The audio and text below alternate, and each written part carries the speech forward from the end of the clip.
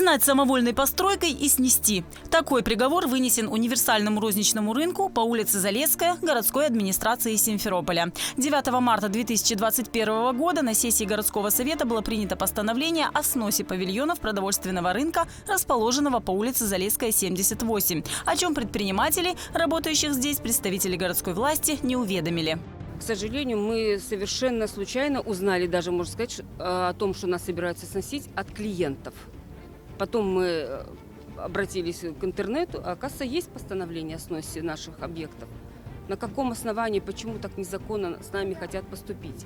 Почему нас даже не предупреждают об этом? Мы лишимся своих рабочих мест, мы лишимся дохода. Нам никто ничего не помогает, мы сами работаем. Но не мешайте нам, пожалуйста, работать дальше. Мы не будем молчать дальше. Нам пока ничего не обещают, но мы будем даже вплоть до того, что перекрывать дороги. Мы так поняли, что никакой помощи нам ждать не от кого.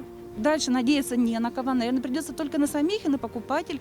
Продовольственный рынок по улице Залесская, 78 существует около 20 лет. Здесь есть своя лаборатория и администрация. По словам арендаторов, налоги они платят регулярно, и все проверки сюда наведываются с завидным постоянством. Да и официальные договора муниципальная унитарная компания «Метроград» с ними заключает регулярно. Однако 2 года назад здесь появилась схема территории с новым, никому непонятным юридическим адресом. Я нахожусь на этом рынке с 2012 года. Я предприниматель, платим налоги. Мне интересно, раньше при Украине у нас был юридический адрес Залесская, 78, на основании чего 2 года назад нам повесили схему, что мы являемся 97-м номером. Если бы не постановление, которое вывесили на администрации города, мы бы и не знали, что у нас существует 2 разных юридических адреса. Путин объявил 2021 год борьбы с безработицей. Почему сейчас 100 человек, которые платят налоги, окажутся на улице? На рынке также представляют свою сельхозпродукцию и фермеры. У нас вопрос к администрации города. Что делать с нами? Нас пригласили сюда на рынок, и мы здесь спокойно могли продать свою продукцию. Мы годами нарабатывали клиентов. У нас нет времени стоять на рынке сутками. Мы стоим один раз в неделю. И мы знали, что мы стояли до обеда, продали свою продукцию и уехали дальше работать. Идти опять подворотню, как они говорят, с пола. Тут у нас прилавки стоят. Против сноса рынка здесь оказались не только предприниматели, но и местные жители. Этот рынок, единственный рынок на всю Залесскую, и сюда приезжают даже отовариваться вот мои друзья из Заводского. Как можно все это взять и снести? Как можно людей оставить вот ни с чем?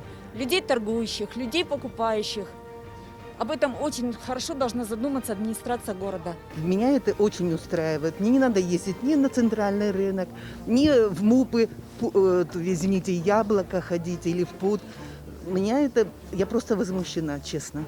Он всегда приносил пользу людям, был всегда очень удобен для людей, особенно для пожилых людей, которым не нужно идти там куда-то далеко, а буквально в шаговой доступности. Все очень свежее всегда и хорошее. И что самое ужасное, что вот сейчас люди, я смотрю, они обозлились на власть.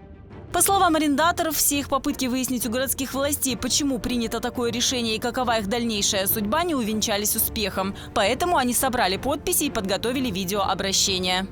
Обращаемся к администрации города Симферополя. Пожалуйста, объясните нам, на каком основании наш рынок признан самовольной постройкой, если раз в год идет приемка рынка, если приезжают к нам пожарные, у нас есть лаборатория на рынке, у нас есть администрация на рынке, вывеска, схема территории нашего рынка. Да, мы не можем быть самостроями. Вот объясните нам, пожалуйста, на каком основании нас признали самостроем?